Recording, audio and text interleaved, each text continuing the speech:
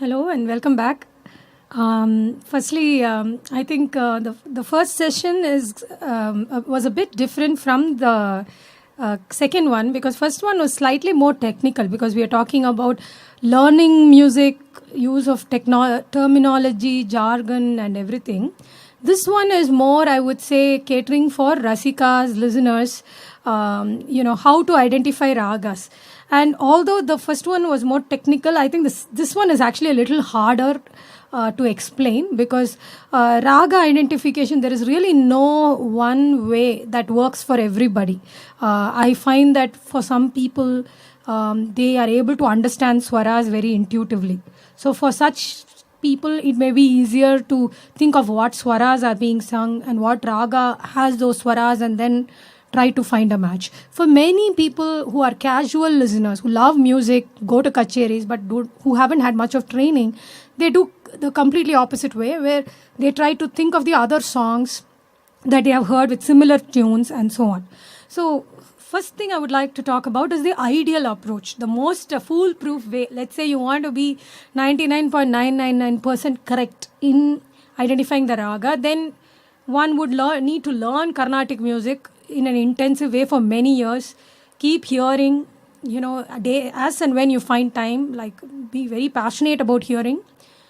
Develop one's swarajnanam, which again I talked about a lot in the previous one. I think it's a very important step in getting ragas right all the time, because if you exactly know what swaras are there, what combination of swaras are there, what are the variants of the swaras you can observe, what are the scales that it could relate to, or things like that. If you can look at the nitty gritty in a very clear manner, then the ability to identify goes up multifold. Like people with deep swarajnana may say all the things about the raga, the arohanam, avarohanam, even for vakra raga, zigzag type of scales, but sometimes they may not know the name, but they may be able to identify every other thing, and the name is just a name, so you can kind of get to it through Google or any book you have. And the fourth important thing I feel is helpful is the knowledge bank of compositions. So let's say you hear a Deva Gandhari. If you've heard Yenne Ramum, if you've heard Kshira Sagara Shaina, if you've heard like a dozen compositions in Deva Gandhari, then the chances are, whether or not you've learned music formally, you will tend to see the pattern and not confuse it with Arabi. Whereas if you have not heard much of Deva Gandhari, you only heard Arabi, then you may first not know about its existence, or the difference in the tune may not be very apparent. So I would say the foolproof way is to learn Carnatic music, hear it, practice it, and basically fulfill all these criteria. But again, for a lot of students, that's a luxury that they cannot afford to do. They are either older people or people who have other day jobs, or who simply don't have the time to go and learn. Or let's say somebody is 50 years old and wants to start identifying ragas.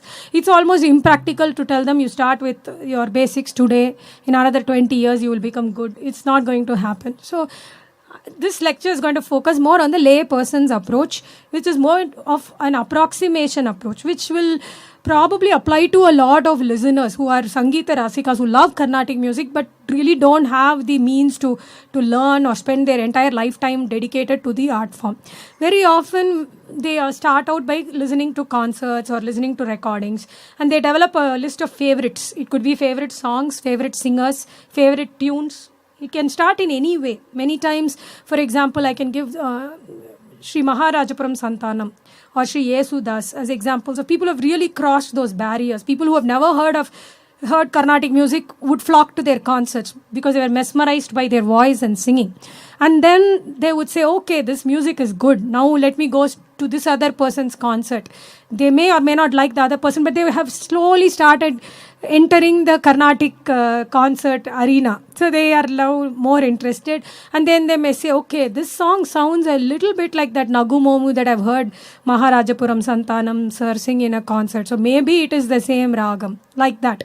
Sounds like, or it reminds me of this popular song. Or they may say, okay, this sounds similar to Nagu Momu, but it's not exactly, it sounds a bit different. So it's not the same ragam, something like that. A lot of listeners fall in this category where they either pick a favorite singer or a favorite song or a favorite CD they have somebody gifted them, they keep hearing it, and they become a fan of that set of songs, and then they start from there and start broadening it. So this lecture is catering more to this fairly substantial group of people. Now I'm going to divide myself into 10 techniques, and these are not mutually exclusive. We can develop our interest in all these techniques. This is just to provide myself and the listeners some kind of a framework for getting better at identification. A vast majority of people are people who love film songs. And I personally am not a big fan of this technique because it has some limitations. One is there are many ragas which are not often heard in film music, or very often the song starts off like a particular raga and then it becomes something completely different.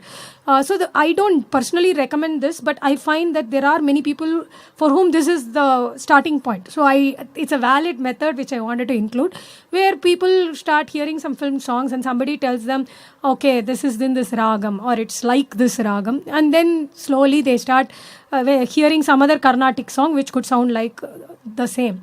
The other challenge or drawback of this method is in film songs, many times the gamakams are not given the same way. Sometimes the gamakams are not even given. They're given as the raga. The song is sung with plain notes in a scale. It could be Karahara Priya scale, but the notes are given plain.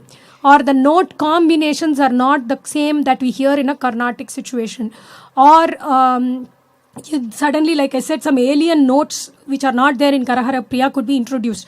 So these are factors which could confuse a person who's trying to use that film song as a base for identifying Karahara Priya in Carnatic music. But like I said, for certain ragas like Sahana, Shivaranjani, they have a strong flavor. So maybe even if two lines of a particular film song are true to that ragam, because the listener has heard so many more film songs and Carnatic songs, it could be a bridge to make them identify the Carnatic raga. So I'm going to start off with one film song. Again, my knowledge is very poor, so I'm going to pick one song.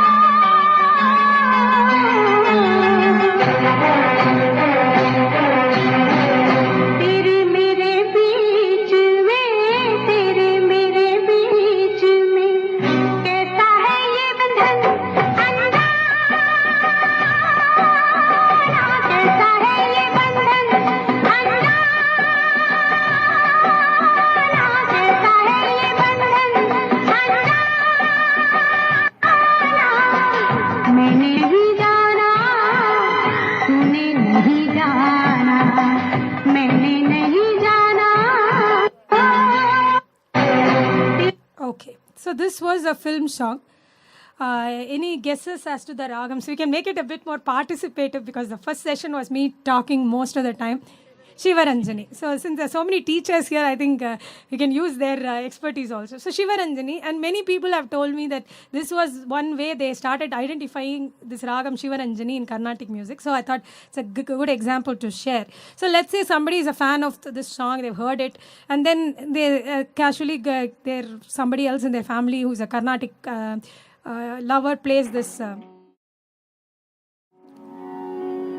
ಆನಯು ಕರೆದರೆ ಆದಿಮೂಲ ಬಂದಂತೆ ಆನಯು ಕರೆದರೆ ಆದಿಮೂಲ ಬಂದಂತೆ ಅಜಾಮಿಳನು ಕರೆದರೆ ನಾರಾಯಣ ಬಂದಂತೆ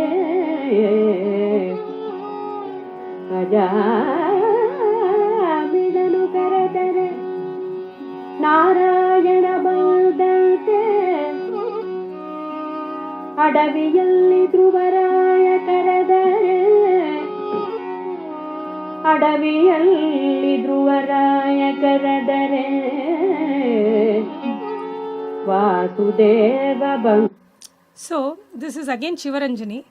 So chances are it will ring a bell. So this is one technique, na na na na sarigada that came in that song. So in that Uga Boga, this is by the legendary Dr. MLV.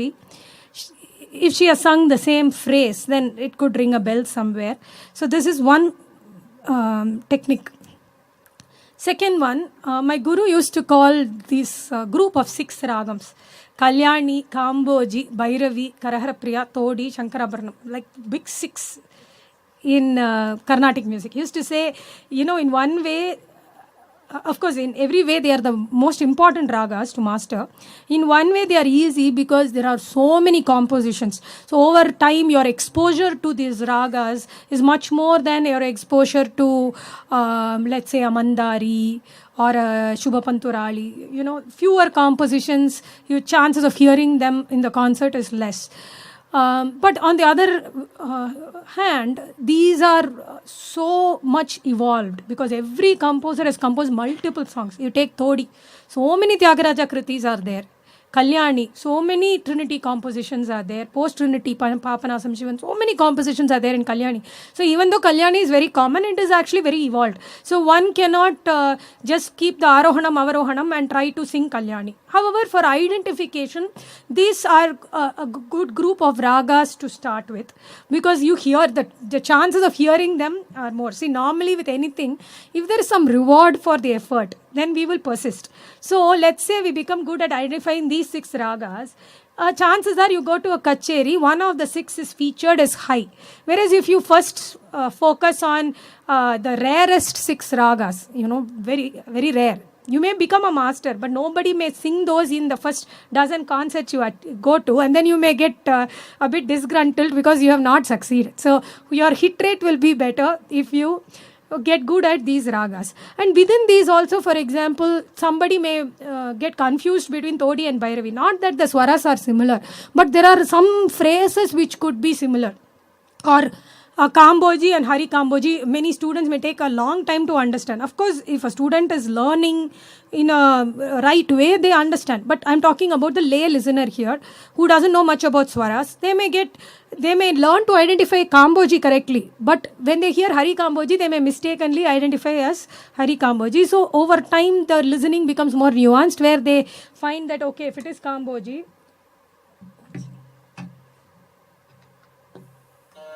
the person may not know it is Maga Padasa, but they realize, okay, this particular phrase keeps coming in Kamboji. I don't hear it in Hari Kamboji. So this is a Kamboji song. So like that, you start identifying for the big 6, even though they are common, they have some key phrases which are very important. It's not a question of just knowing the Arohanam, Avarohanam. The key phrases are integral to establishing and identifying the ragam. So the fact is, because the phrases are so important, almost every alapana will have some of those phrases. Because if the musician doesn't include the key phrases for a Kamboji or a Kalyani or a Shankarabharanam, and just sings based on the scale, for the listener there will be a vacuum because they would have been used to hearing those ragas sung with those phrases. Like my guru Lalgudi sir used to say, a good musician has to establish the ragam so well that within 30 to 60 seconds, person with no knowledge of swaras still is able to identify the ragam for a common ragam.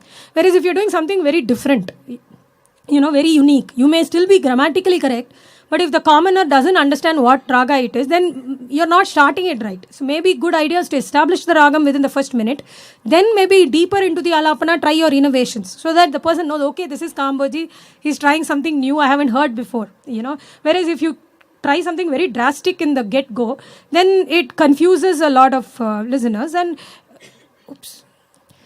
the thing is, for a lot of people, this is a recreation. For a lot of listeners, it's a way to relax, enjoy. So if they don't have that connect with the singer, then they will tend to zone out of the concert. Now I'm going to just try to play these audio clips. Sachitta-shayi Bhujagendra-shayi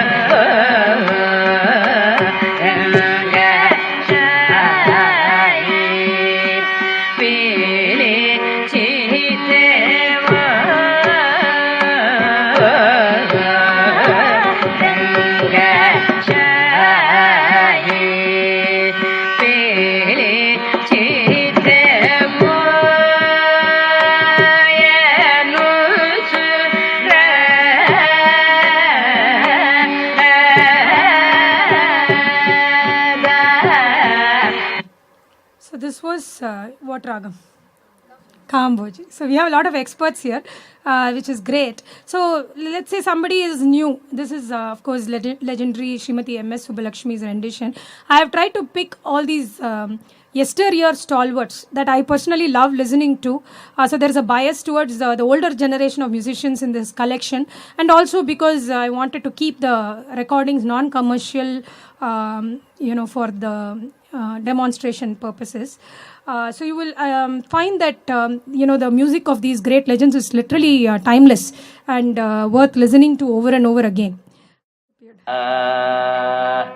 Krishna Yelara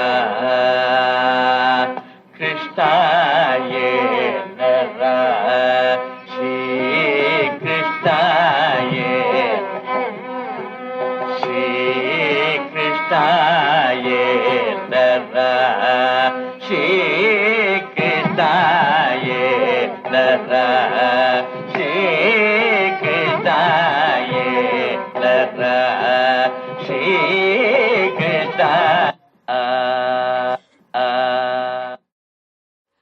So this is Sri D.K. Jayaraman's rendition of beautiful Tyagaraja Kriti. So Aurangashahi was also another Tyagaraja Kriti. So maybe somebody who is familiar with Aurangashahi may find some similarity. Chanrangashayi Yelara. Some commonality is there in certain phrases. So the brain starts linking. So that repeated listening again plays a role. And then over time they may check, okay, that person says this Yelara Krishna is also Kamboji. So then, okay, instead of one song in Kamboji, you are familiar with two. And then when you hear a third one, so let's hear a third one now.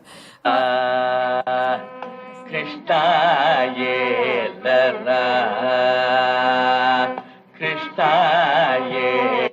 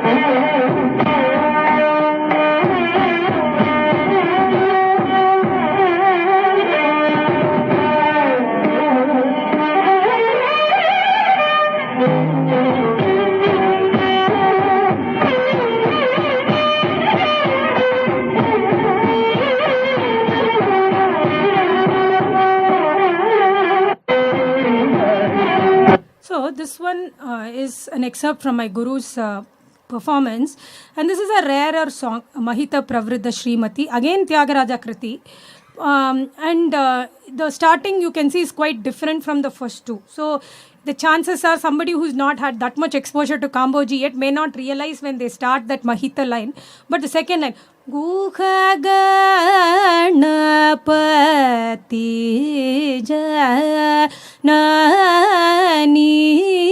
Aurangashayi. You can see some pattern. emerging there. So you can see that this raga identification requires a lot of patience, because different songs, the beauty of our Carnatic system is the depth of compositions. Even within three Tyagaraja Kritis, you find so much of similarity yet differences, not only in the compositional form, the flow of the song, the lyrical beauty, the talam, so many differences are there. So raga identification can be a bit frustrating if one doesn't have patience.